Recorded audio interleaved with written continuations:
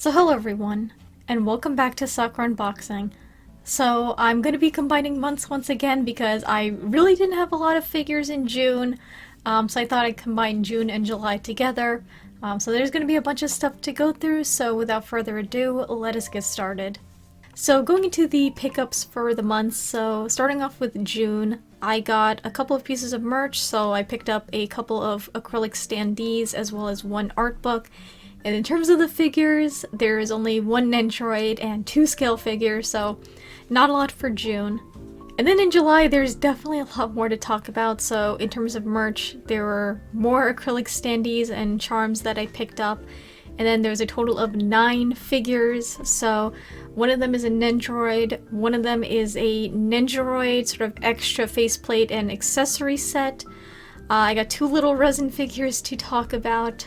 And then the rest are scale figures, quite expensive ones at that. So yeah, let us just quickly jump into the merch. I'll just combine the June and July merch items together.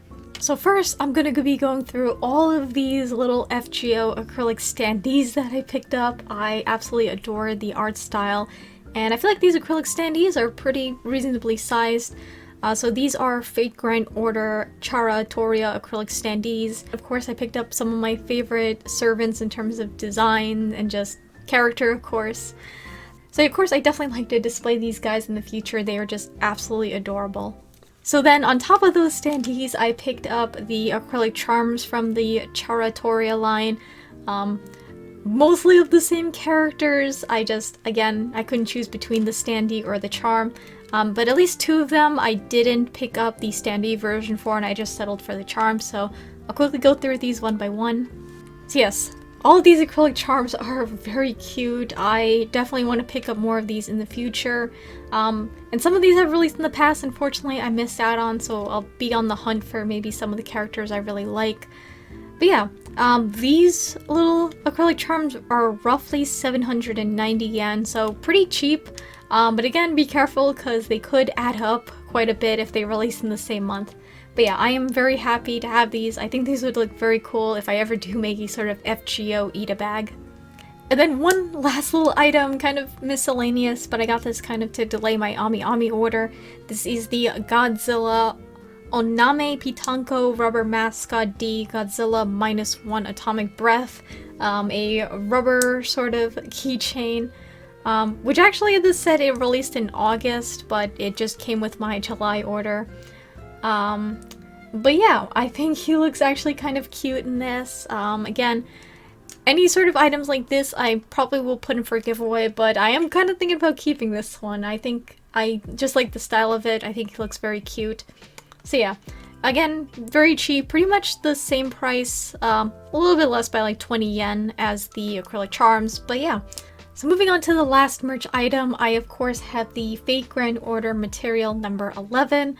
Again, I like collecting these to see the concepts of the characters and their different ascensions, NPCs, some parts in the story, and events. And yeah, I just like picking these up. These are again roughly $11 USD, so relatively cheap for a colored art book, and I say definitely worth it to pick up. So I'm excited for more of these to be released in the future. So going into my figure pickups for June, we're starting off with this very cute Nendoroid, which is the Eve Nendoroid from one of my favorite RPG Maker horror games of the same name. So yes, very cute. So in terms of accessories, she comes with an expressionless face, a smiling face, and a closed eyes face. And then in terms of accessories, of course, I exclude alternate hands, arms, and leg parts. We have her red rose, a lace handkerchief, and a blue key, and that's really about it. So in terms of accessories and such, it's quite underwhelming. I do maybe wish that they included a sort of backdrop of sorts to the Nendoroid, like with some of the paintings in the background. I think that'd be kind of a cool little diorama you could do with this figure. And yeah, I also did pre-order her off of the Good Smile Global website to get the little bonus base, which has a blue rose on it, which in the game, it comes at a part where you switch between Ebe and Gary, which I think is very cool. A very neat idea for a stand. But yeah, it sucks because I do think that in terms of paint and sculpt, she turned out very well. But just the accessories, it's just very lacking. Which, I mean, I don't know how much else you could do in terms of accessories for this character. So in the future, the one thing I am hoping so Eve isn't just by herself is that they make a Gary and Mary Nendoroid. Again, those are pretty much like the three main characters in the game. There's no other prominent characters, so hey, why not make those other two to have a nice set of Eve figures? But yeah, that's just my hopes for the future so Eve isn't just by herself on my shelf. So then we're going into this figure right here, which is the Fire Emblem Fates Nor Noble Corrin 1/7 figure by Intelligent Systems. And I have to say, this might be at the top of one of my favorites from the Fire Emblem line of figures. I think she turned out fantastic. So going into the figure herself, I do of course like the design for the Nor Noble outfit. The black looks like it is metallic, which I think is a nice touch to give it that armored look. And just the sculpting in so many areas are amazing, like the cape, the way that looks. Her hair sculpt looks amazing. I really don't notice any ugly looking seam lines on there. And then you have also the gold on there, very cleanly done. I think I saw some people talk about that the gold was kind of bleeding a little bit. My copy there really isn't, but that's just something to note. And then of course the little pops of like pink on here, like the pinkish red, I think, like on her eyes and on the outfit itself. And then you have this green gem right on her chest. And then the Dragonstone, very nice little transparent little piece right here with the sort of symbol of the dragon in the middle. And then we have the blade or sword, which I think is called the Yato, if I'm not mistaken. Very nice sculpting and paint job on that. So in terms of assembly, it is very easy. You just stick her feet onto the base, which they're already attached to these purple clear parts. So there's that. And then you have her hand that's attached to the Yato, which you just kind of connect to the rest. Very easy. And then going on to the base, I really like the sort of carpet look with the Norian symbol on there. And then it's kind of on top of this sort of black, like, I mean, still plastic, but it makes it look like it's marble. Then you have these purple effect parts kind of swirling around her, which is very nice. And then, of course, what I do kind of like with these Fire Emblem figures, at least with, I'd say a good chunk of them, is that you can at least, like, twist the wrist a little bit. I think hers is on a sort of round peg, but some of them are on ball joints, so you can kind of, like, pose the way she's holding the weapon a little bit. So I always like that in the Fire Emblem figures that I pick up. So yeah, this one is definitely a solid Fire Emblem figure. Still quite expensive, so she is roughly 25,000 yen, roughly $176. So maybe you can find her cheaper on the aftermarket. But yeah, if you're a Fire Emblem Fates fan, or you like Corrin, or you're collecting from this line, I highly recommend picking this one up. Definitely one of the best in the newer Fire Emblem figure line. And now we're moving on to the last figure of June, which I do kind of have to back up for a little bit. This is the B-Style Yakuwa Nozumi 1/4 scale figure by Fang, based off an illustration by Wuma. So if you don't know that illustrator, I believe they did a couple of things for Ado, the famous Japanese singer, like the illustration for Usewa. So yeah, very cool bunny. I picked this up because I'm like, I like the design. It's definitely not for everyone, but I think it's pretty cool, so I decided to pick her up, and very impressed with this B-Style. I think she looks absolutely amazing. I really like the purple and black outfit that she has, and yeah, just the sculpt work is pretty great in some areas, like her hair. I really like the sort of dark, like black purple to the lighter purple at the tips. Her braids are pretty interesting in terms of design. Again, they go from kind of opaque to transparent towards the end.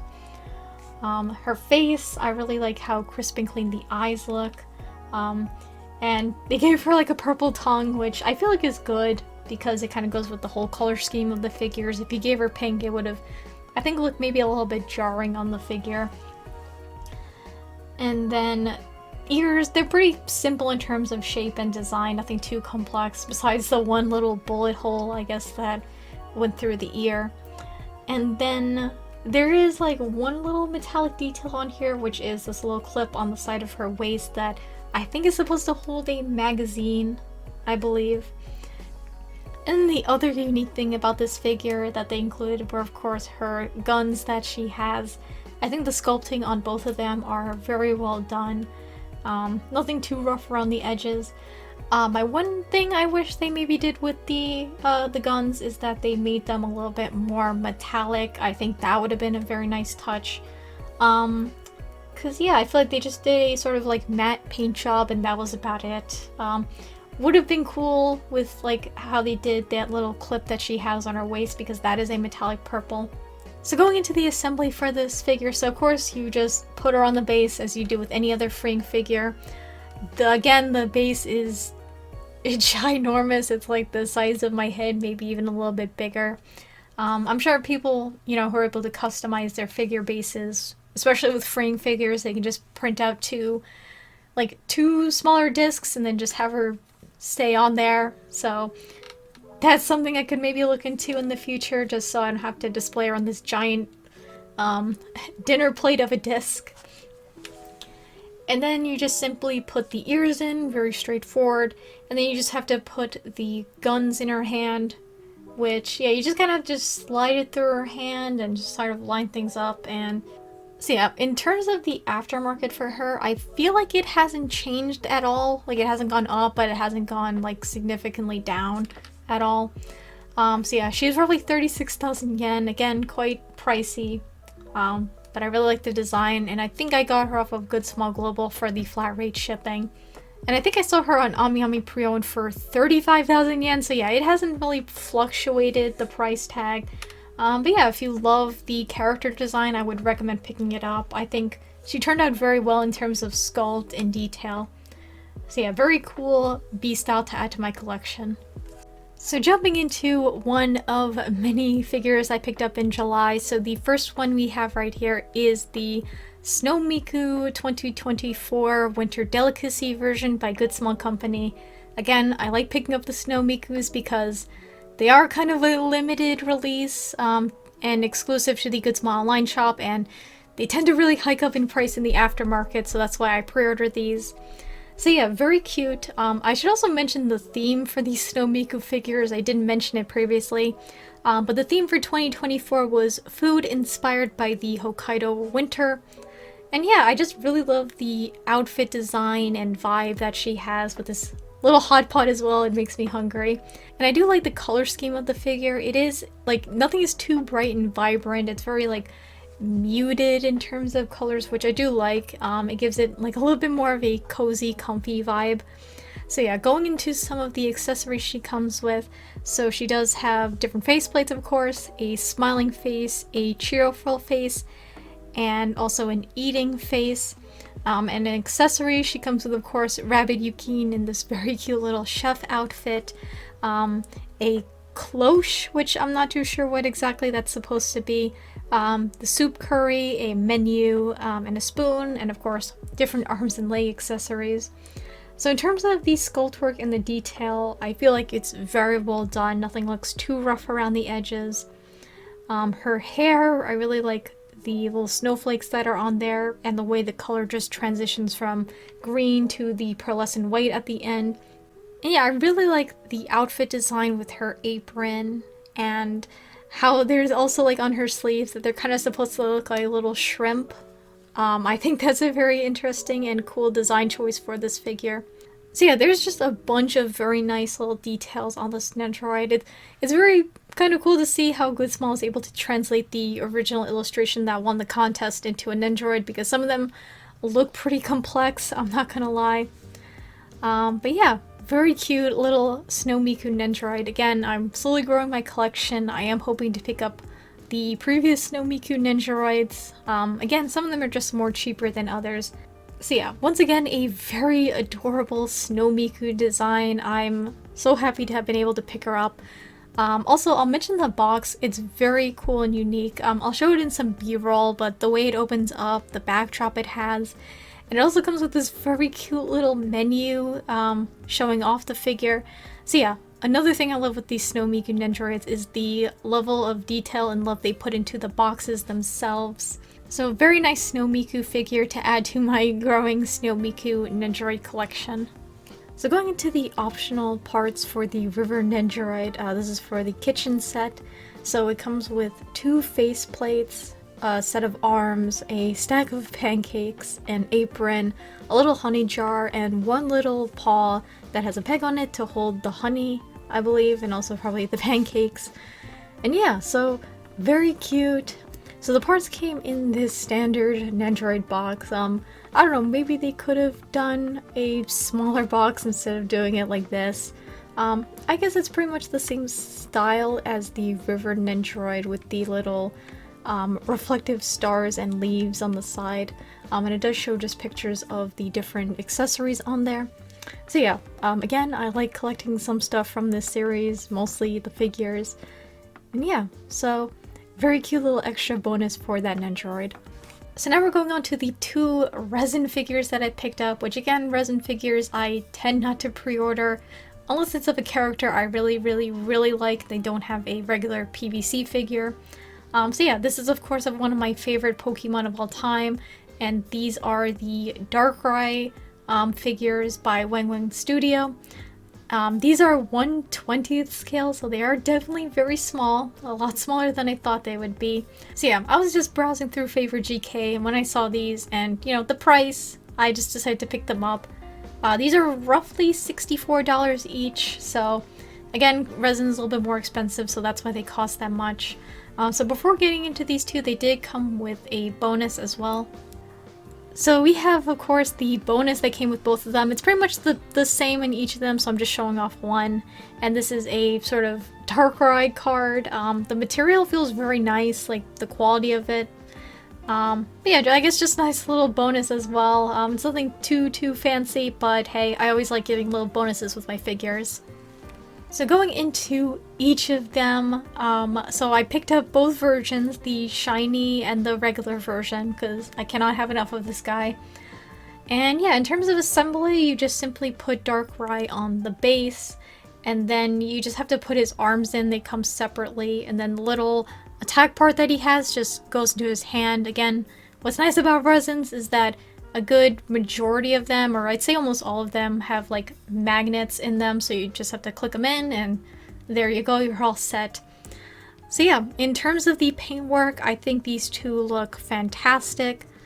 So then also, in terms of the paintwork, I think these 2 turned out very nice. There's nothing way like off about it or anything. And they, interestingly enough, have like a somewhat like metallic finish to them. I feel like it's maybe a little bit more noticeable on the shiny version, but I don't know, I really actually dig the way that they look kind of a little bit more on the metallic side, and how they're kind of like the tips of his tail, quote unquote, it kind of gets a little bit more like silvery at the end. And yeah, just his eyes look very nice. I like how you can kind of see it. It looks like it's like a little bit more lighter at the ends, and it gets like a little bit darker in color towards the center. Oh my god, I love Darkrai's design. I don't know, it's like nothing too extremely complex, but I love this character. Maybe because I watched the Pokemon movie he was a part of, and ever since, I fell in love with this Pokemon. And yeah, very cool, very simple, small figures. They definitely won't take up a lot of room, which is nice. So yes, I would definitely still love to have him as a larger sort of scale figure. Again, like the Dialga and Palkia, like I can hope and dream that they make something like that with Darkrai and Cresselia. That would be so freaking cool. I would definitely love to pick that up. But yeah, I'll just have to be satisfied with these very 2 cute little Darkrai figures right here. So speaking of more Pokemon figures, we have this one right here, which is the Pokemon Artifacts J Juliana and Sprigatito 1/8 scale figure by Kotobukiya. So yes, the Pokemon Scarlet and Violet trainer design is definitely not everyone's cup of tea, and for me as well, it might be my least favorite Pokemon trainer design before you do all the customization and such. But yeah, Once again, with these Pokemon figure, the trainer is on the base, and then you just simply have to just plop the Pokemon on, and there you're done. So, yeah, but in terms of the sculpt work and detail, I do quite like how this figure looks. Yeah, the clothing, it's all very cleanly painted and applied. I also really like on this figure the little details, like on the backpack with the symbol and, you know, even the little badge on the hat. Yeah, some very nice gold paint applied, nothing too messy. And facial expression I do quite like. She looks very cute, and the eyes, again, very well detailed in there. And then we're of course going to Sprigatito, my starter for Generation 9. I love cats, and I love grass type Pokemon. They just put this all in one Pokemon, and very cute. I like the pose that he's in. The eyes are once again very cleanly applied. Again, unfortunately, just no real shading with these characters. At least not for me, that's very noticeable. And unfortunately with my copy of Sprigatito, he does kind of have a little bit of a black mark that I'll see if I can maybe take off. With maybe some water or something on his back leg. He also does have a little bit of a seam line in the back, which, you know, I wish it really wasn't there.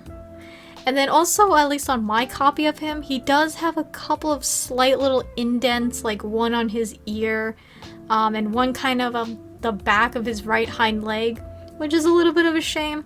But thankfully, I feel like those details aren't really noticeable, because they're kind of behind the figure. Also, he's got this very cute little leafy base, a little bit of transparency in this as well. So yes, while not being my favorite Pokemon trainer design, I think Kotobukiya did a fantastic job with this figure. I don't know, I'm just happy with the quality of it. Again, more shading would have helped a little bit, but I can't complain for a figure of this price and quality. Again, I really like Kotobukiya's work on the Pokemon Artifacts J line. And now we're moving on to some bigger scale figures, some more heavy hitting scale figures in terms of the wallet, but also presentation. So the first one we have right here is the Toho Project Vermilion Scarlet 1/8 scale figure by Alter. An instant pre-order for me because I absolutely adored how the Flandra came out, and this figure is breathtaking. Like, I really don't have any heavy complaints with her in terms of like defects or anything. This figure has such a very, very amazing presence. At the time I'm recording this, I did record myself doing an unboxing because I do want to review this figure in a separate video. So I'll probably keep things brief. Unfortunately, I'm not too sure when that video is going to come out, but it's definitely going to be a lot more detail oriented. But again, Alter just knocked it out of the park with this. Probably a top figure for 2024. The sculpt work on her dress, her hair, like there's so many small details that they absolutely nailed. And her eyes, just, they look so striking, so hypnotizing, just a very nice, vibrant pink to them. And yeah, also I feel like a figure that really won't take up much room. I mean, the wings kind of add a little bit, but I like how small the base is. It's not too obtrusive. You know, not too large, again, which I really like. Yeah, just the paintwork, again, stunning. Alter does excellent paintwork and shading on their figures. So in terms of assembly, I feel like it actually wasn't super bad. The one first hurdle, though, was putting her on the base, because it's a long metal rod, and I feel like it didn't want to go in all the way. And I don't think it's supposed to go in all the way. Like, she's kind of supposed to be floating, of course. But I feel like it's going to be a big pain in the butt when I have to put her back in her box whenever I do move out eventually. So that's something I gotta be careful about in the future. But yeah, other than that, she already comes with the default arms on. You just put her on the base, and then you just have to attach the wings on the back. And then the little stained glass backdrop. Very nice sort of colors on there. Not as broken as Flandra's, so very cool. And yeah, assembly is pretty easy. Of course, there are some alternate hand parts. And also her little scarf thing on her chest. I don't know what exactly that's called. There's an alternate part for that where it's kind of flowing out a little bit more. And of course, we have the very gorgeous lance. I think that's what it's supposed to be on here. Yeah, very, gorgeous metallic red, very sharp, so definitely be careful with that. So yeah, the lens kind of attaches to this alternate hand part. There is kind of like a peg that you gotta attach to. And yeah, just slide it through everything, which wasn't too bad. So yeah, this definitely makes me excited down the line for the other Toho figures that Alter is making, which I did talk about previously, because if they can make a figure of this quality, I am excited to see how those figures are going to look in the future. So, like her sister Flandra, in the aftermarket this figure pretty much doubled in price, which again, very crazy.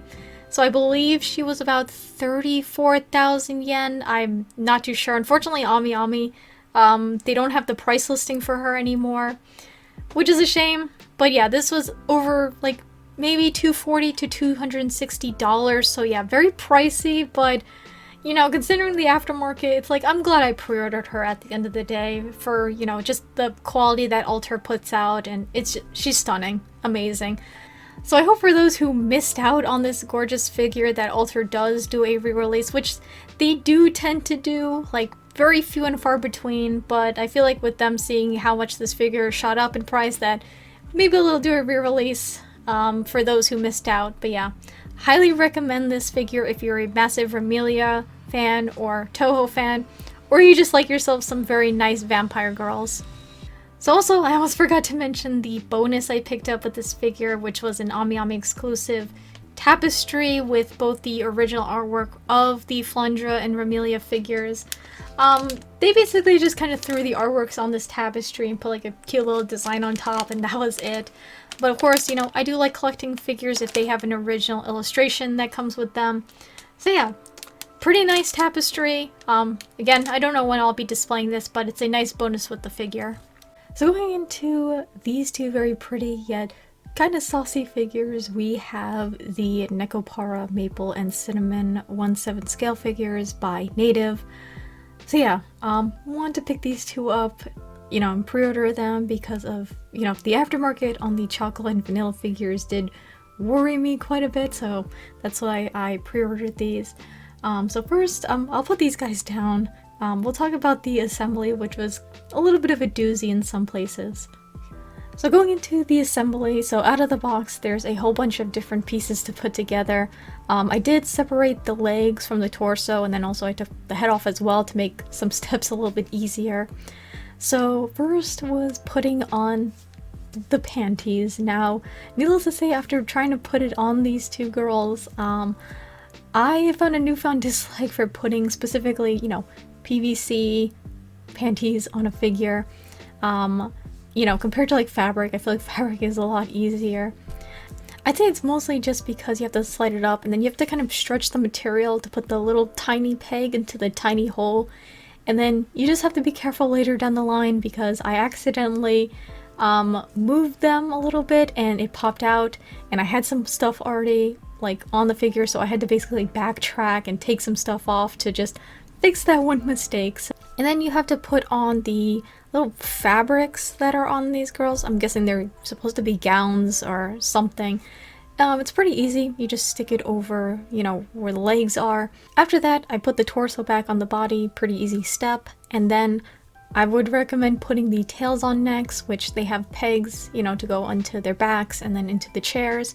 It's gonna make it easier for the next step, which is then putting the head back on, and, you know, with the collar with the chain. So simply, I just, you know, put the collar around the neck and make sure it is facing the right way when you put it on, or else you're gonna have a heck of a hard time taking the head off. The torso was very easy to take off, however the head was a little bit of a tight fit, a little bit too tight for my preferences. And you just have to be careful when taking the head on and off because there are certain strands of hair on the figures, like Maple's front little hair piece and then the back of Cinnamon's head. They're still a little bit flexible, but they're kind of like a little bit of a harder plastic, so I was worried about snapping those off considering how thin they also are. And yeah, you just have to put the head back on, and then you just wrap the chain around their legs, and there you go, they're all complete.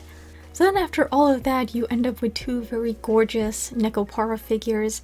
I really love the colors on these two. They look so bright and vibrant. I really love it. It's very eye-catching. and the sculpt work on these two are fantastic.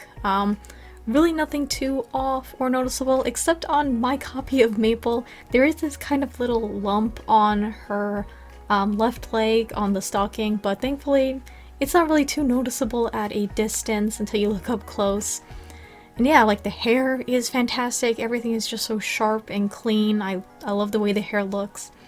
And there are a couple of different finishes like glossy, metallic, and matte. And of course I do really like the real chain that they use. It gives a lot more posability options for the figures. And of course, let's not forget also the chair. I feel like it's of course an important part of the figure. Very nice sculpt work and detailing with, you know, the hearts and then also the cushion. That also has some nice wrinkles and folds and shading as well. And I feel like these figures definitely don't take up a lot of space, even when you kind of display them together as shown when they're a set. It really doesn't take up too much space, which I think is fantastic.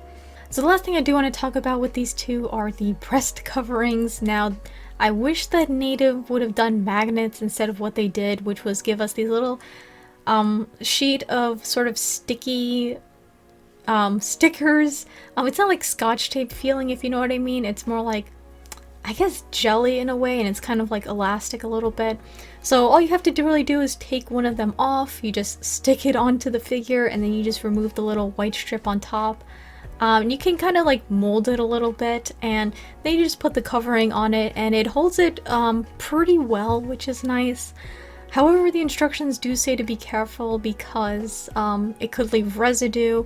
I'm not too sure how that's going to be in the long run, and you could possibly damage the figure if you try to remove it with like a cleaner. Also, Maple, I feel like she really doesn't need them. Like, I put them on her chest and they hold pretty well. Even if I just like slightly tap them a little bit, they won't really pop off.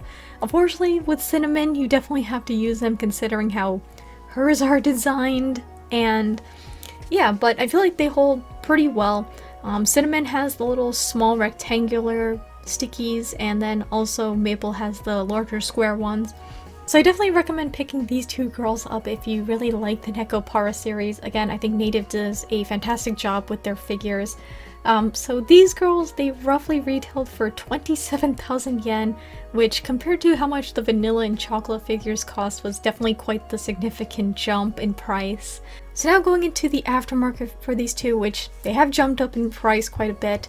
I only see listings for Maple on Ami and not Cinnamon, but I'm assuming they're kind of going to be the same price in the aftermarket.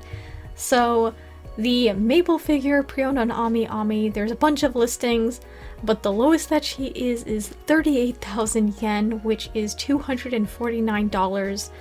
And that's with the postcard missing. Other than that, she is 40,000 yen, which again is crazy. So yeah, I'm glad I picked these up. So whenever they make, I think, Azuki and Coconut, I'm looking forward to the designs for those two. I'm most likely going to pick them up just so I don't have to face the wrath of the aftermarket.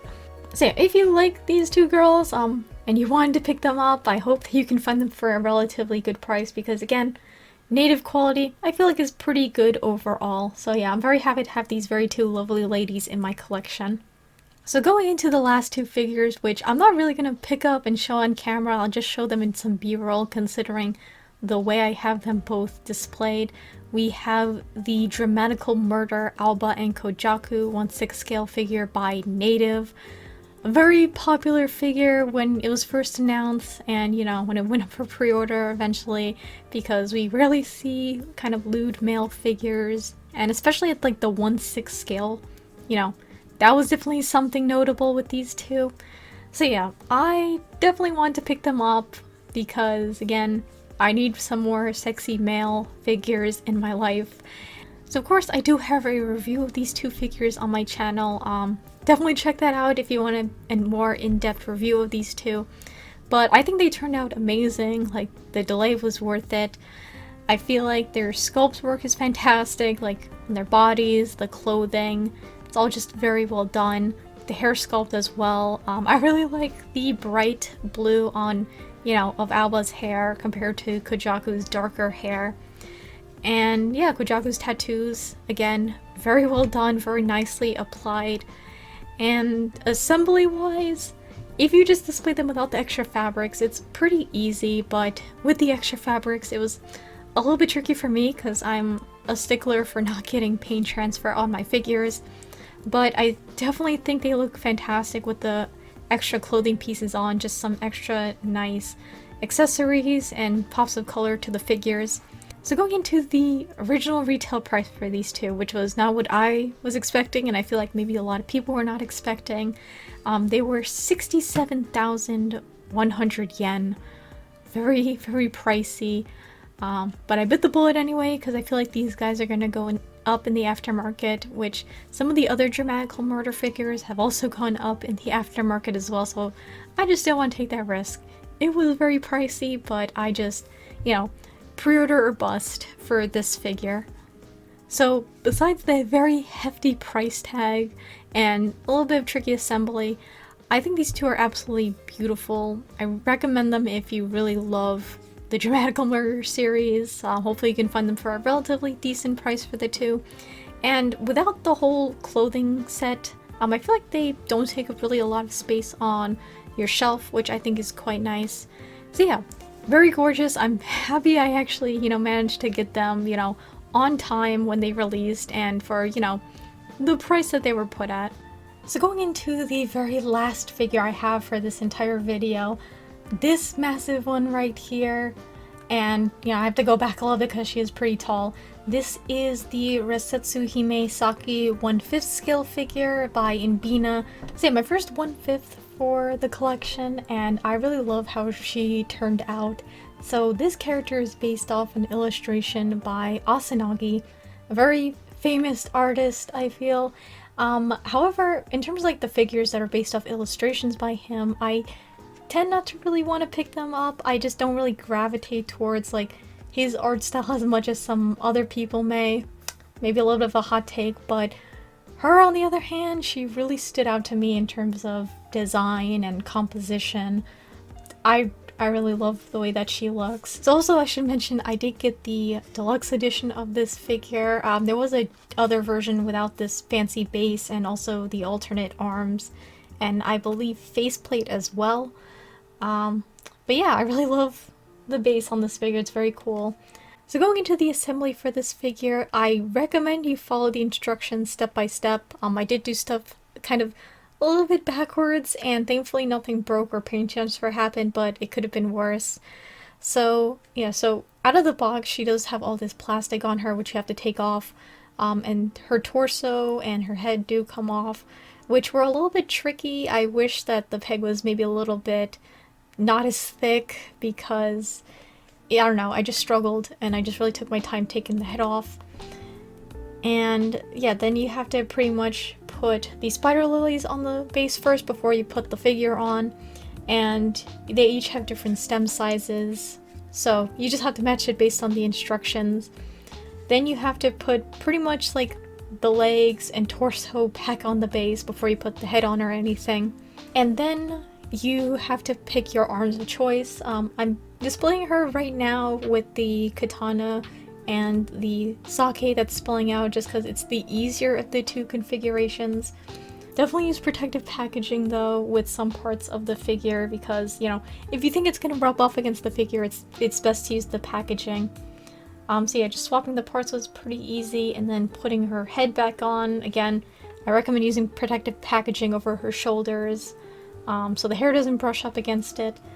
And also she has these earrings which come separately, so you do have to put them on, which were pretty tricky considering the fact that the hole isn't all the way through the ear. It's like halfway on both sides, so you just gotta kind of line them up and hope you don't knock them out of her ear when you put the face back on the hair. And then just simply putting the head back on. And then lastly, it's just also putting that one less spider lily in the front where it's supposed to go. And then after all of that, we have the figure fully assembled, and she looks absolutely stunning. I really don't have any heavy complaints in terms of the sculpt, the paint job, etc. with this figure, besides me being a little bit of a stickler when it comes to assembly processes on figures. But yeah, just like the details on her sleeves I really love. They're printed on very well, and And of course I like the back of them because they have cherry blossoms on them. The sculpt work of her body is very well done. And I don't really have any figures in my collection, I think, that have this sort of pinkish skin tone to them, but I feel like she rocks it. She looks very pretty with that skin color. The base, again, looks amazing with the skulls and the paintwork on them.